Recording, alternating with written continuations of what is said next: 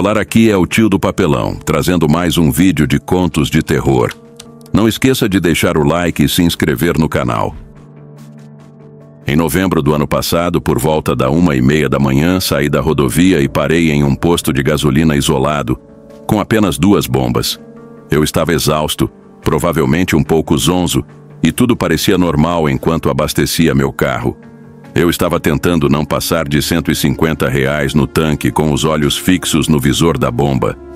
Só quando terminei de abastecer e caminhei até o quiosque para pagar que percebi algo estranho. A primeira coisa que me chamou a atenção foi que não havia ninguém atendendo no quiosque. No começo pensei que o frentista estivesse apenas fazendo uma pausa rápida, talvez indo ao banheiro. Porém, ao olhar ao redor, percebi que o motorista do carro na bomba à minha frente também estava desaparecido. Ele não estava no carro nem na loja de conveniência. Meu primeiro pensamento foi que talvez eles estivessem nos fundos da loja, o que me deu um arrepio, imaginando que poderia estar interrompendo um assalto. Fiquei hesitante em bater no vidro ou chamar a polícia, mas, ao olhar para o carro estacionado à frente, percebi que se fosse um Honda, eu sairia dali. Mas parecia ser um BMW Série 3 de 2011. Embora esse carro fosse mais difícil de roubar, isso ainda não excluía a possibilidade de um crime. Decidi então bater no vidro da loja e perguntar se havia alguém lá. Bati 1, 2 vezes e na terceira percebi que algo muito incomum estava acontecendo. Tentei abrir a porta da loja que achei que estivesse trancada, mas para minha surpresa, ela se abriu. Entrei chamando olá e ao pular o balcão, fui até os fundos da loja. Lá, encontrei o banheiro, um depósito e um pequeno escritório todos vazios e destrancados. Nesse momento percebi que o posto de gasolina inteiro estava deserto. Olhei nos fundos, mas sabia que não encontraria ninguém. Com a sensação de que algo muito estranho estava acontecendo, peguei meu telefone e me preparei para ligar para o 190. Ainda indeciso sobre o que fazer, gritei, alô, mais uma vez. Quando não obtive resposta, liguei para a polícia. A atendente inicialmente pensou que eu fosse apenas um cliente irritado, mas ao explicar que não havia ninguém em nenhum lugar, ela começou a levar minha ligação mais a sério. Ela me perguntou onde eu estava e, ao saber o local, perguntou se parecia um assalto. Fiquei frustrado, respondendo que não sabia como poderia saber, mas ela me explicou que, se houvesse um assalto, um funcionário poderia estar escondido em algum lugar. Embora eu tivesse verificado cada canto do posto, exceto uma lixeira ao lado, enquanto voltava para observar a rodovia, a ideia de abrir a lixeira passou pela minha mente. Decidi fazer isso, e o que vi me deixou em choque. Quando abri a tampa, vi 2 corpos curvados com manchas escuras nas roupas, e um deles parecia estar usando um uniforme de posto de gasolina. Afastei-me da lixeira rapidamente, como se estivesse tocando algo radioativo. Em estado de choque, disse para a atendente no telefone, estão na lixeira. Meu Deus, estão no lixão. A polícia chegou entre 10 e 15 minutos depois. Nesse tempo, eu já havia corrido até a rodovia, vomitando de tanto choque. Lembrei-me de tentar preservar a cena do crime, mas no meu pânico vomitei novamente enquanto corria. Depois disso, fiquei andando para frente e para trás, tentando recuperar o fôlego, até ver o carro de polícia se aproximando. Após conversar com um dos policiais, ele me disse que eu estava livre para ir embora. Pesquisei sobre o caso assim que tive a chance, mas embora tenha encontrado algumas histórias sobre pessoas que encontraram corpos em postos de gasolina, nunca descobri como ou por que aquelas 2 pessoas haviam sido mortas. Desde então, sou extremamente cauteloso ao dirigir à noite, especialmente em postos de gasolina vazios. Sempre que vejo um lugar muito tranquilo, prefiro seguir em frente e procurar o próximo. Eu costumava trabalhar à noite em um posto de gasolina isolado, em uma área tranquila do interior da Bahia. Chegava por volta das 22 horas, depois de uma longa viagem de carro até aquele lugar afastado. O posto ficava em um trecho deserto, longe de qualquer grande cidade, e era um local onde o movimento de carros diminuía consideravelmente durante a noite. Isso significava que, em muitos dias, o trabalho era basicamente uma vigilância constante, sem grandes desafios. Trabalhava até às 6 horas, quando meu chefe, que morava nas proximidades, vinha me substituir. Ele morava em uma casa antiga, perto do posto, com telhado de barro e paredes que pareciam contar histórias de um tempo distante. Meu chefe sempre dizia que ele mesmo tinha feito boa parte da reforma da casa, mas eu nunca sabia se era verdade ou não. O fato é que ele sempre parecia orgulhoso do seu espaço, como se fosse um refúgio para ele, depois de tanto tempo no trabalho árduo.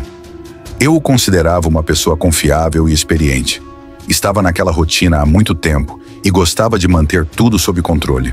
Seu maior medo era que algo acontecesse no posto e ele não estivesse por perto. Ele sempre me dizia: se algo der errado, me avise imediatamente, não importa a hora. Por mais que eu achasse essa regra um tanto excessiva, eu sabia que ele só queria garantir a minha segurança, pois o posto era isolado e por mais que a área fosse tranquila, ele sabia que qualquer coisa poderia acontecer. Nunca havia acontecido nada de realmente estranho até aquele momento, e eu estava começando a achar que ele estava sendo um pouco paranoico. Mas como sempre respeitei suas orientações, segui a regra e mantive o telefone por perto. Afinal, ele era o meu chefe e sempre me tratou com respeito. Durante os meses em que trabalhei lá, o posto se tornou uma espécie de segunda casa para mim. Nas noites calmas, eu me sentava no escritório, olhava as câmeras de segurança e, entre um cliente ou outro, assistia a filmes ou jogava algo no meu celular. A clientela do posto era composta principalmente por pessoas locais, agricultores e motoristas que passavam pela estrada. Alguns vinham de longe, mas na maioria eram moradores de uma pequena comunidade rural. Não havia pressa, nem grandes corridas. Tudo se passava em um ritmo tranquilo. Naqueles dias, o movimento era baixo e, por ser um lugar tranquilo, eu achava que nunca aconteceria nada de muito importante. O posto estava sempre limpo e organizado, e meus turnos passavam rapidamente. Nos fins de semana, havia uma movimentação maior, mas nada que chegasse a assustar. Mesmo durante as noites mais movimentadas, sempre dava tempo de dar uma olhada nas câmeras e relaxar um pouco. O que me deixava mais tenso eram os chamados de emergência que ocasionalmente surgiam. Mas na maioria das vezes, não passavam de chamadas de clientes perguntando sobre o horário de funcionamento ou a direção para algum lugar. E foi numa dessas noites tranquilas que tudo mudou. Era mais uma noite comum e eu estava focado nas câmeras de segurança. Mas algo na minha visão me fez parar de prestar atenção no filme e olhar melhor para uma das telas. Um homem apareceu do lado de fora, parado na porta do posto. O que parecia ser mais um cliente se aproximando, de repente tomou outra proporção e comecei a ficar desconfiado. Ele não parecia se mover, apenas observava o posto com uma calma inquietante. Era como se estivesse estudando cada detalhe do local. Com a iluminação fraca do posto, ele parecia ainda mais distante e enigmático. No início, pensei que fosse apenas mais um cliente esperando pela sua vez, mas ao olhar mais de perto, percebi que ele estava agindo de maneira estranha. Ele parecia estar observando as câmeras e, em determinado momento, virou a cabeça lentamente, como se tivesse notado que estava sendo vigiado. Aquela atitude me deixou imediatamente em alerta. Ele sabia que eu o estava vendo. O medo começou a se espalhar por mim de forma gradual, mas constante. Eu não conseguia entender por que ele estava ali, parado, como se estivesse aguardando algo. Era quase como se estivesse testando meus limites. Não sabia o que fazer, mas a sensação de desconforto se intensificava a cada segundo. Eu não estava em uma cidade grande, onde essas coisas poderiam ser mais comuns. Era um posto isolado, e tudo o que eu podia pensar era que algo estava errado. Apesar da minha hesitação, segui as instruções do meu chefe e liguei para ele. Ele atendeu rapidamente, como sempre fazia, e expliquei a situação. Falei sobre o homem, sua aparência e o que ele estava fazendo. Não se arrisque. Se algo acontecer, me avise imediatamente. Ele me disse, mais sério do que o normal. A resposta dele me fez sentir que ele sabia que algo estava para acontecer, como se já tivesse enfrentado situações como aquela antes. Fiquei de olho nas câmeras e o homem continuava parado, sem se mover, apenas olhando para a loja. Sua atitude não fazia sentido e eu não sabia o que ele queria. Então, de repente, ele virou-se para caminhar em direção ao posto. À medida que ele se aproximava, Minha ansiedade aumentava. Estava na hora de decidir o que fazer. Ele não parecia ter pressa, e isso só me deixava mais nervoso. Vai dar tudo certo, pensei, mas não sabia mais se isso era verdade. Quando olhei para as câmeras novamente, o homem tinha sumido. Não estava mais na porta nem nas áreas ao redor do posto. Fiquei confuso, olhando para todas as câmeras, mas ele simplesmente não estava lá. O medo se transformou em uma sensação estranha de vazio, como se eu estivesse sendo observado o tempo todo, sem saber por quem. Olhei ao redor da loja, mas ele não estava em lugar nenhum. Foi quando meu chefe apareceu, correndo até o posto. Ele estava vestindo uma camiseta simples e shorts, visivelmente preocupado. Sem dizer uma palavra, ele entrou diretamente na loja e olhou as imagens das câmeras. Eu estava em choque, sem entender o que estava acontecendo, mas a expressão dele dizia tudo. Ele não parecia tão calmo quanto normalmente seria. Havia algo sério acontecendo, e eu não fazia ideia do que fosse. Meu chefe começou a andar pelas câmeras de segurança, em busca de algo. Eu ainda não sabia o que estava acontecendo, mas a tensão no ar era palpável. Ele parou em uma das imagens e, quando viu o homem nas gravações, ficou pálido. Pegou a espingarda que sempre mantinha por perto e se preparou para sair. Ele me pediu para ir embora imediatamente e disse que ele tomaria conta de tudo. Não entendi muito bem o que estava acontecendo, mas ele parecia muito sério e não queria que eu ficasse mais tempo. No dia seguinte, meu chefe me ligou. Queria saber se eu estava bem e se queria voltar ao posto. Eu, no entanto, estava tão incomodado com o que aconteceu naquela noite que não consegui mais ver aquele lugar da mesma forma. Quando perguntei quem era o homem, ele hesitou e, de forma fria, disse que não era algo para eu me preocupar. Não mencione isso a ninguém, ele me disse, e foi a última vez que ele tocou no assunto. Eu insisti, mas ele simplesmente desligou o telefone. Aquele incidente ficou marcado em minha mente por muito tempo. Nunca mais voltei ao posto. O medo e a sensação de insegurança me impediram de continuar no trabalho, e a falta de respostas definitivas me deixava ainda mais desconfortável. Eu sabia que meu chefe, apesar de sua coragem, havia ficado verdadeiramente assustado com o que aconteceu. Ele não queria que eu soubesse mais do que já havia visto. Sábado e domingo, das 14 horas às 21 horas. Em uma tarde quente de verão, saí para trabalhar, com algumas nuvens finas em um céu azul claro. Agora me chamem de sentimental, mas eu adoro dirigir pelo interior de Minas. Não acho que haja um lugar igual. Quando você pega a estrada entre as cidades pequenas, é como se o mundo inteiro se estendesse à sua frente. Até onde seus olhos podem ver, há um horizonte quase sem fim, interrompido apenas por um ou outro moinho, uma casa isolada ou algumas árvores. Pode até parecer bonito como uma pintura em um dia ensolarado, mas naquele momento, algo estava diferente. Enquanto dirigia pela estrada, olhando para o horizonte, vi nuvens de tempestade se formando.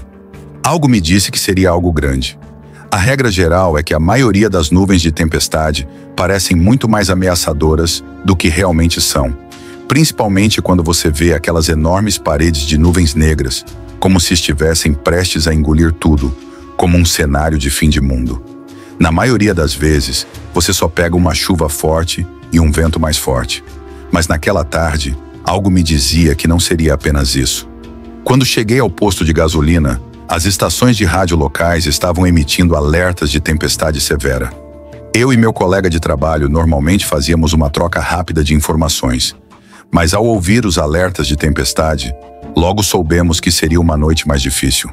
Tivemos que trancar todas as janelas, proteger os objetos externos ou trazê-los para dentro. Inspecionamos as bombas de combustível e desligamos tudo.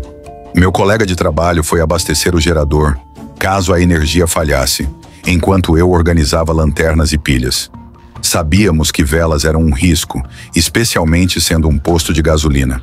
Já tínhamos nosso abrigo preparado, ali no escritório do posto, e depois de garantir que o kit de primeiros socorros estava completo, deixamos o rádio ligado, atentos aos alertas. Imaginamos que as pessoas ficariam em casa e que nosso turno seria turbulento, mas isolado. Estávamos enganados. Um por um, 3 carros chegaram, durante um período de 2 horas. Todos eram motoristas sozinhos, exceto por uma mãe com 2 filhas pequenas. Elas não estavam dispostas a arriscar a viagem em meio à tempestade. Então, em vez de seguir caminho, vieram até nós e pediram abrigo. Não tínhamos como recusar. Não estávamos preparados para abrigar tantas pessoas, especialmente à noite, mas não podíamos deixá-las à mercê da tempestade.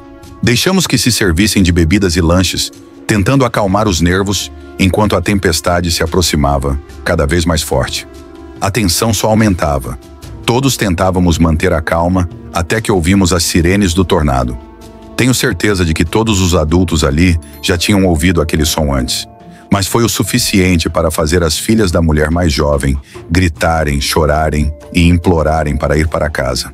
Quando as coisas começaram a voar do telhado, um pedaço de entulho atingiu um dos carros.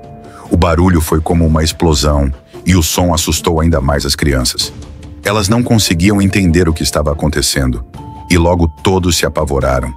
Não demorou muito para saber que tínhamos que buscar abrigo na parte interna do escritório.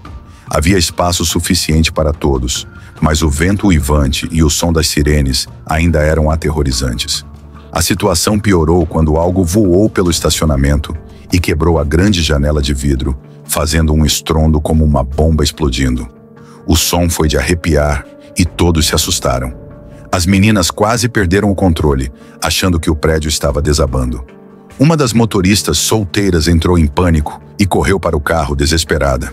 Eu e meu colega a seguramos antes que ela pudesse sair para a tempestade, pois sabíamos que isso significava a morte certa. Ela tentou lutar contra nós, gritando e se debatendo. Só conseguimos contê-la com a ajuda de outro motorista. As meninas gritavam tanto que mal podiam respirar, enquanto a motorista ainda se debatendo, até que finalmente começou a chorar. Ela parou de lutar e entre lágrimas pediu desculpas, repetindo que sentia muito. Passamos as próximas horas tentando acalmar as crianças e assegurar a todos que ficaríamos bem. Mas na verdade, acho que estávamos tentando nos convencer disso também. Tentamos manter a calma, falando com as meninas como se isso fosse o suficiente para afastar o medo. Depois de 1 hora, ou talvez mais, os ventos começaram a diminuir. Finalmente parecia seguro sair. Quando entramos na loja, a cena era devastadora. Estava completamente destruída, com os vidros quebrados, lanches, revistas e destroços espalhados por todo lado. Tivemos que caminhar com muito cuidado para não nos machucar com os cacos de vidro. As pessoas agradeceram antes de sair, especialmente a jovem mãe, que nos agradeceu por termos ajudado a manter as filhas calmas, enquanto ela própria estava prestes a perder o controle. Depois disso, todos, exceto eu e meu colega de trabalho, seguiram seus caminhos. Ficamos ali, olhando um para o outro sem saber o que acabamos de passar. Era uma noite abafada de inverno na periferia de São Paulo. O posto de gasolina estava localizado em uma estrada afastada, longe do burburinho da cidade, cercado por fábricas abandonadas e ruas desertas. As únicas luzes que iluminavam a escuridão eram as do próprio posto e os faróis esporádicos de alguns carros que passavam apressados pela estrada. O silêncio era opressor, quebrado apenas pelo vento, que fazia as árvores secas se balançarem de forma sinistra. Eu estava no turno da madrugada, mais uma noite tranquila, ou pelo menos deveria ser. Meu colega Marcos, um cara calado e introspectivo, estava do outro lado do posto, fazendo a manutenção de algumas máquinas. Era normal esse tipo de turno, mas naquela noite algo parecia estar diferente. O ar estava pesado e eu sentia uma tensão crescente, como se algo estivesse observando. De repente, o som de um carro se aproximando cortou o silêncio. Olhei pela janela e, para minha surpresa, não vi nada. O carro estava lá, parado em frente ao posto, mas sem fazer barulho, como se tivesse surgido do nada. O veículo, velho e com uma pintura desgastada, estava em péssimas condições. Não conseguia identificar quem estava dentro, mas algo naqueles faróis apagados parecia estranho. A porta do carro se abriu, mas não vi ninguém sair. Olhei novamente e então percebi uma figura estranha, uma sombra que parecia se mover com dificuldade, como se estivesse lutando contra o vento. Não tinha uma forma definida, e suas contorções faziam com que eu sentisse um arrepio na espinha. A presença dessa coisa era mais assustadora do que qualquer imagem que minha mente pudesse criar. Eu queria gritar, chamar Marcos, mas meu corpo estava em estado de paralisia. Meus olhos não conseguiam desviar daquela figura estranha que se aproximava lentamente da porta do posto. A cada passo que dava, uma sensação de claustrofobia tomava conta de mim, como se o espaço estivesse diminuindo. Marcos, aparentemente alheio a tudo, continuava sua tarefa de forma mecânica, sem notar a presença que se aproximava. A figura finalmente chegou à entrada e ficou ali, como se aguardasse algo, sem fazer nenhum som.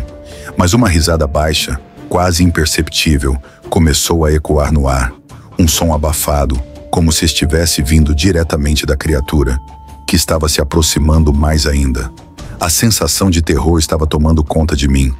Olhei novamente para Marcos, mas ele estava imerso em suas tarefas, como se nada estivesse acontecendo. A pressão no ar aumentava a cada segundo, como se uma grande tempestade estivesse prestes a se formar. O ser estranho, ainda sem forma, se aproximou mais de mim e meu peito apertou com um medo indescritível. Era como se estivesse sentindo uma presença em minha mente, como se ela estivesse me invadindo, me sufocando de dentro para fora. Foi quando eu ouvi um barulho vindo de fora. Era o som de algo grande se arrastando pela estrada, algo que não deveria estar ali. A criatura se virou, como se tivesse sentido o que estava acontecendo fora do posto, mas a minha visão foi bloqueada pela escuridão. A porta do posto tremeu com um impacto forte, como se alguém estivesse batendo com toda a força. Olhei pela janela, mas a rua estava vazia. A sensação de que algo estava se aproximando ficou insuportável. O medo tomou conta de mim, e ao olhar novamente para o ser, algo mudou. A criatura já não estava mais na porta, mas em frente a mim. Não fazia barulho, mas sua presença era o suficiente para fazer meu coração bater descontroladamente. A luz do posto começou a piscar. Eu não sabia o que estava acontecendo, mas parecia que a energia estava sendo drenada de alguma forma, como se o ser tivesse um controle total sobre o ambiente. O medo se intensificava a cada segundo, e a criatura parecia estar se alimentando disso. Marcos, ainda em transe, não parecia perceber nada. Eu não conseguia mais me mover, meu corpo estava paralisado pelo pavor. A porta do posto se abriu violentamente, e então, finalmente, eu a vi. A figura não era mais uma sombra borrada, mas algo muito mais grotesco. Uma criatura de pele negra, com garras afiadas, dentes pontiagudos e uma boca cheia de saliva viscosa.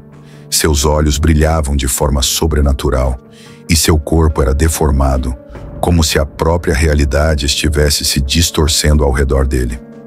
Eu tentei gritar, mas minha garganta estava seca. O ser se aproximou de Marcos, e eu vi a criatura estender sua mão em direção ao meu amigo. Foi quando a luz se apagou completamente. Quando a luz se apagou, o posto ficou em total escuridão. O som da criatura se aproximando parecia ensurdecedor, e eu não sabia o que estava acontecendo. A sensação de estar sendo devorado tomou conta de mim. O vazio era absoluto, mas então, um som metálico quebrou o silêncio. Uma batida forte na janela, e a criatura desapareceu, deixando apenas um rastro de fumaça e um frio intenso. A luz voltou, mas não havia mais nada no posto. Nenhuma criatura, nenhum Marcos. O posto estava vazio. Eu estava sozinho, em um silêncio aterrador. Corri para a porta, mas a rua estava vazia, sem sinais de vida. O ser tinha desaparecido tão rápido quanto apareceu. No entanto, algo me dizia que ele não tinha ido embora. Ele ainda estava lá, à espreita, esperando pelo momento certo de voltar. Eu não sabia se aquilo havia sido real ou se minha mente estava quebrada, mas uma coisa era certa. O posto de gasolina nunca mais seria o mesmo. E eu sabia que o ser ainda estava em algum lugar, observando, talvez esperando por uma nova vítima. Não esqueça de deixar o like e se inscrever no canal. E acompanhe o vídeo anterior. Até a próxima!